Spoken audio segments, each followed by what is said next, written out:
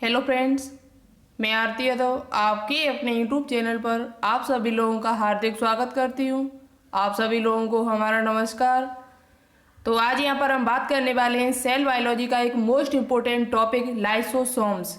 Lysosomes क्या होता है, इसका कोशिका के अंदर क्या कार्य है और इसकी उत्पत्ति कैसी हुई, संरचना क्या है इसकी, विद फिगर के साथ यहाँ पर आज हम डिस्कस करने वाले हैं। जो भी पॉइंट आपके एग्जाम में लाइसोसोम से पूछे जाते हैं वो सभी पॉइंट यहाँ पर हम आपको बताएंगे इस वीडियो के अंतर्गत।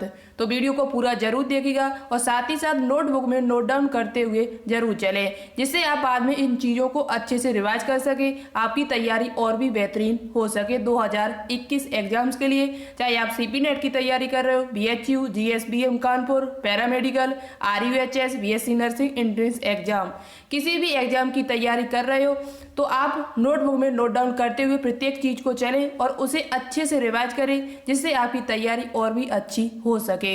ठीक है, यदि आप अभी तक हमारे टेलीग्राम चैनल से ज्वाइन नहीं हुए तो हो जाएगा, क्योंकि वहाँ पर हम रोजाना फिजिक्स, केमिस्ट्री और बायोलॉजी के तीनों क्वेश्चन डाल रहे हैं इस टाइम, जो आपके एग्जाम्स के लिए बहुत ज़्यादा इंपॉर्टेंट है। उसकी लिंक आपको नीचे डिस्क्रिप्शन में मिल जाएगी। ठीक है, उस पर हम कम से कम 200 प्लस क्वेश्चन डाल भी चुके हैं। 200 प्लस क्वेश्चन हमारे डल चुके, जो फिजिक्स, केमिस्ट्री, बायोलॉजी तीनों के ही हैं उसमें। ठीक है, चलिए बात करते हैं लाइसोसोम क्या होता है। एक बात आपसे और बोलना चाहते हैं कि अब हम रोजाना सुबह आपके लिए फिजिक्स, केमिस्ट्री और बायोलॉजी के mixture, option type question plus one liner, जो भी इंपॉर्टेंट ट्रिक्स से क्वेश्चन होंगे जो आपके एग्जाम्स के लिए इंपॉर्टेंट है, वो हम सुबह वीडियो रोजाना आप डाला करेंगे। कौन कौन पढ़ना चाहता है ऑप्शन टाइप्स क्वेश्चन, तो वो कमेंट बॉक्स में कमेंट करके हमको जरूर बताएं और इस वीडियो को ज़्यादा से ज़्यादा शेयर करें, जिससे हमारा भी मन लगता रहे, हम आपके लिए लगातार इसी प्रकार वीडियो बनाते रहे। आप लोग वीडियो को शेयर नहीं करते हो और ना ही वीडियो को लाइक करते हो।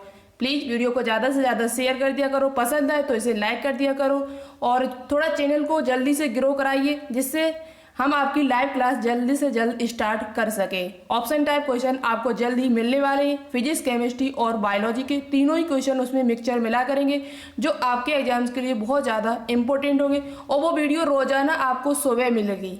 सुबह 7-8 बजे के टाइम पर आपको वो वीडियो मिल जाया करेगी। ठीक है, तो उसके लिए तैयार रहें और कमेंट बॉक्स में कमेंट करके हमको जरूर बताएं। चलिए बात करते हैं आज लाइसोसोम्स। सबसे पहले हम बात कर लेते हैं कि जिन स्टूडेंट्स ने कल आंसर दिया था उनका थोड़ा नाम ले लेते हैं, क्योंकि हमने आपसे बोला था कि जो भी स्टूडेंट्स आंसर सही देगा कल वाली वीडियो का, उनके आंसर उनका नाम लेकर आएंगे।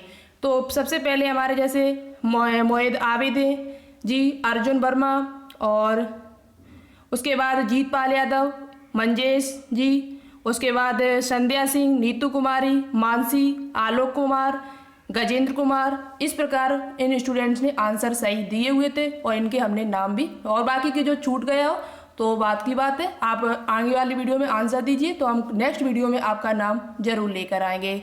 चलिए बात करते आगे। तो बहुत ही इंपॉर्टेंट है, एक एक चीज को समझाते हुए चलेंगे। लाइसोसोम क्या होता है, इसकी उत्पत्ति कैसे हुई है। सबसे पहले हम बात करते हैं कि लाइसोसोम्स कि एक कैसा कोशिकांग है। कोशिका के अंदर पाया जाने वाला कोशिकांग है, ये तो आपको पता है। ये कैसा सिंगल मेम्ब्रेन युक्त है या डबल मेम्ब्रेन, तो याद रखें जो लाइसोसोम्स होता है वो सिंगल मेम्ब्रेन युक्त होता है, यानी इस पर जो झिल्ली चढ़ी होती है वो एकल कला झिल्ली होती है। कैसी झिल्ली होती है, एकल कला झिल्ली होती है, और ये यानी कि सिंगल मेम्ब्रेन युक्त कोशिकांग है। ये झिल्ली किसकी बनी होती है, तो ये जो झिल्ली होती है वो प्रोटीन और लिपिड की बनी होती है। किसकी बनी होती है, प्रोटीन एवं लिपिड की बनी हुई झिल्ली। कैसी झिल्ली होती है, सिंगल। ओके, तो याद कर ले, इंपॉर्टेंट है, पूछा जा सकता है कि लाइसोसोम पर जो मेम्ब्रेन चढ़ी होती है वो कैसी होती है, सिंगल या डबल, तो आप बता सकते हो कि उस पर सिंगल मेम्ब्रेन चढ़ी होती है। लाइसोसोम को डाइजेस्टिव बॉडी कहा जाता है, यानी इसे पाचक काय के नाम से भी जाना जाता है। लाइसोसोम दो शब्दों से मिलकर बना होता है, लाइसो प्लस सोम। लाइसो प्लस सोम, लाइसो का मतलब होता है डाइजेस्टिव और सोम्स का मतलब होता है बॉडी, तो इसलिए इसे पाचक काय भी कहा जाता है। क्यों कहा जाता है, अभी हम आपको आगे बताएंगे चल के बहुत ही डिटेल से, अच्छी तरीका से। लाइसोसोम्स को डाइजेस्टिव बॉडी यानी पाचक काय के नाम से भी जाना जाता है, इसे कहते हैं। इसकी खोज किसने की थी, तो इसकी खोज जो की थी वो डी डुवे नाम के वैज्ञानिक ने 1955 ईस्वी में की थी। लाइसोसोम की जो खोज की थी वो किसने की थी, डी डुवे नाम के वैज्ञानिक जो थे उन्होंने 1955 ईस्वी में की हुई थी। ये कैसा युक्त कोशिकांग है? तो सिंगल मेम्ब्रेन युक्त कोशिकांग है। जो मेम्ब्रेन होती है वो इसकी किसकी बनी होती है? तो वो प्रोटीन और लिपिड की बनी होती है। इसे पाचक काय के नाम से भी जाना जाता है। तो सभी पॉइंट आपको क्लियर हो चुके होंगे। पाचक काय क्यों कहा जाता है अभी हम आपको आगे बताएंगे चल के, ठीक है।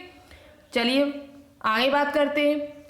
नेक्स्ट पॉइंट आपका लिखा हुआ है कि ये जंतु कोशिकाओं में बहुत ज्यादा होती है। जो लाइसोसोम होता है वो जंतु कोशिकाओं में इनकी संख्या बहुत ज्यादा होती है, जबकि पादप कोशिकाओं में इनकी संख्या कम होती है।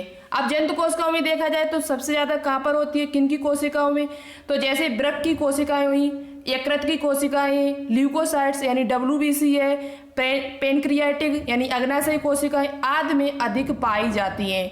जो लाइसोसोम होता है वो जंतु कोशिकाओं में बहुत ज्यादा इनकी मात्रा होती है। वो भी यदि आपसे पूछा जाए तो कहाँ कहाँ, तो वृक्क की कोशिका, यकृत की कोशिका, ल्यूकोसाइट्स यानी WBC जिसे कहते हैं, और पेनक्रियाटिक यानी अग्नाशयी कोशिकाओं में इनकी मात्रा बहुत ज्यादा होती है। लेकिन पादप की कोशिकाओं में इनकी संख्या कम पाई जाती है।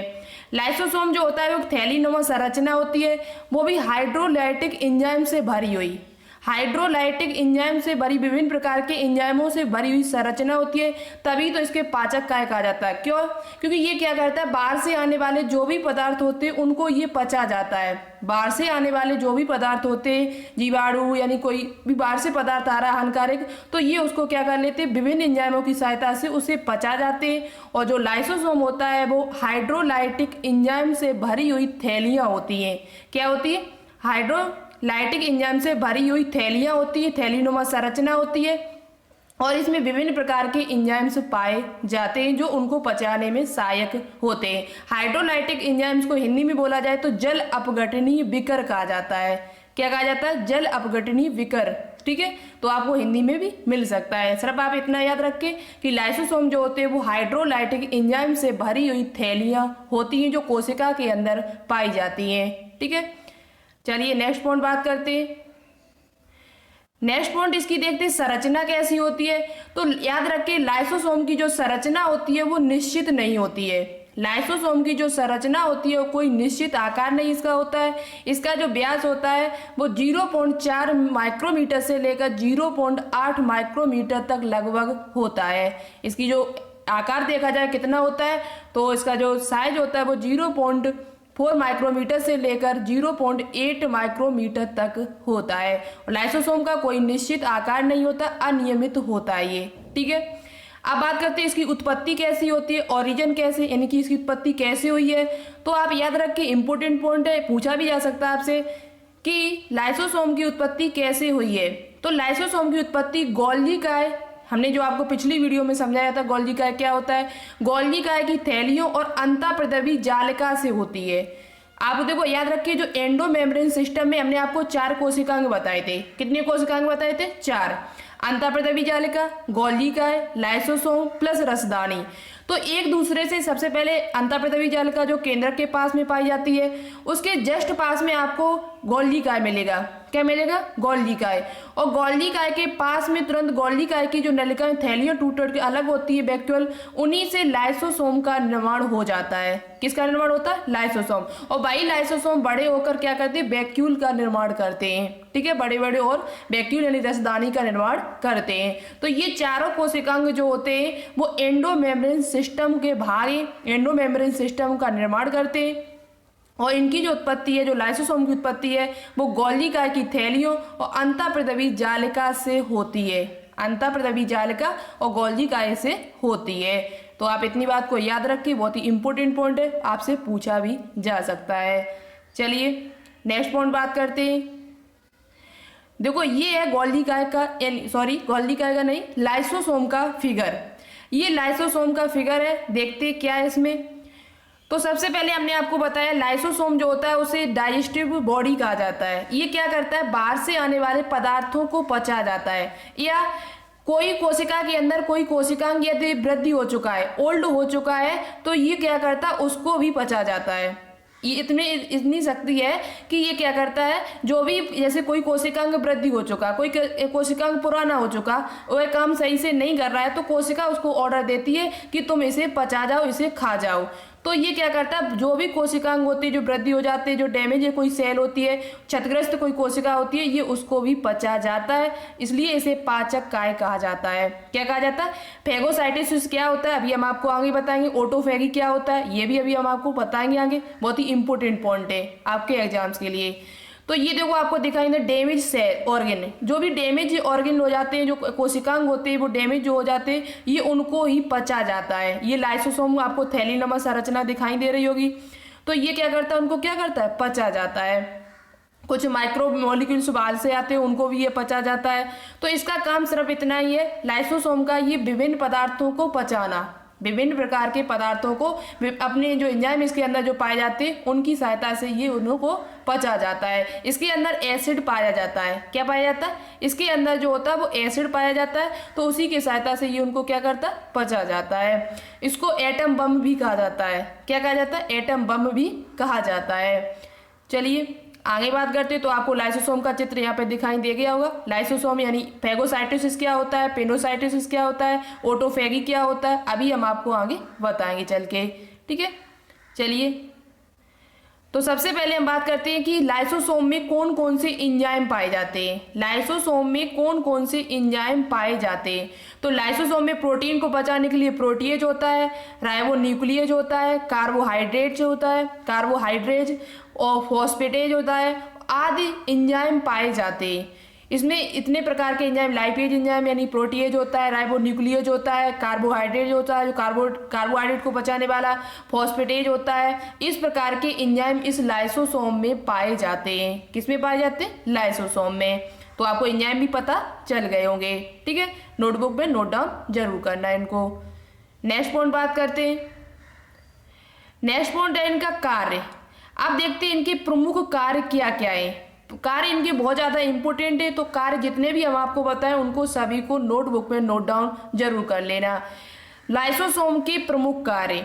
लाइसोसोम मृत हो चुकी रोगग्रस्त तथा क्षतिग्रस्त कोशिकाओं को नष्ट करने में सहायक होता है। अभी हमने आपको बताया था लाइसोसोम को पाचक काय कहा जाता है। क्यों कहा जाता है? क्योंकि ये विभिन्न प्रकार की कोशिकाओं को, जो भी क्षतिग्रस्त या रोगग्रस्त कोशिकाएं हैं, उनको ये नष्ट करने में सहायक होता है, उनको यानी पचा जाता है। ठीक है, पहला पॉइंट।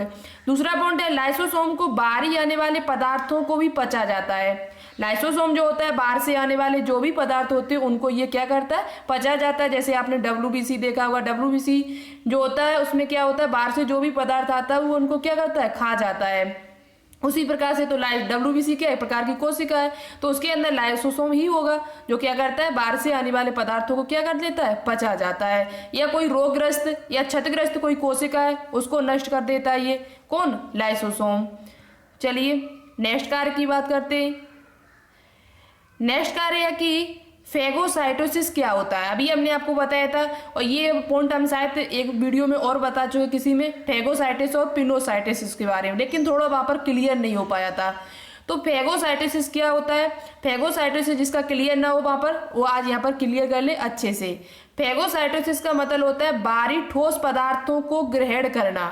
बाहर से आने वाले जब ठोस पदार्थों को ग्रहण किया जाता है तो उस क्रिया को फेगोसाइटोसिस कहा जाता है। ये इसका कार्य है लाइसोसोम का।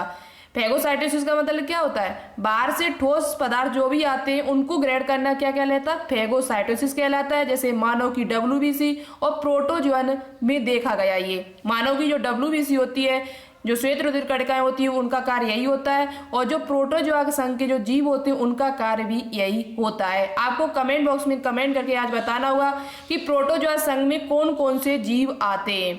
प्रोटोजोआ संघ में कौन कौन से जीव आते हैं, देखिए सबसे अच्छा और सबसे राइट आंसर कौन देता है।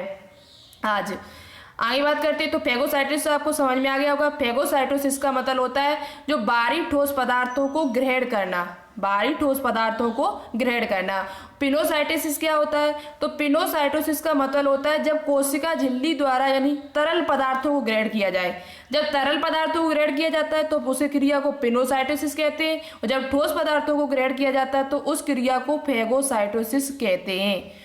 ठीक है, आपको समझ में आ गया होगा दोनों में अंतर क्या है। यहाँ ठोस पदार्थ होंगे, यहाँ तरल पदार्थ होंगे। ठीक है, चलिए आगे पॉइंट बात करते हैं। नेक्स्ट कार्य बहुत ही इंपॉर्टेंट है इसका, जो अभी हमने आपको बताया था कि ऑटोफेजी क्या होता है।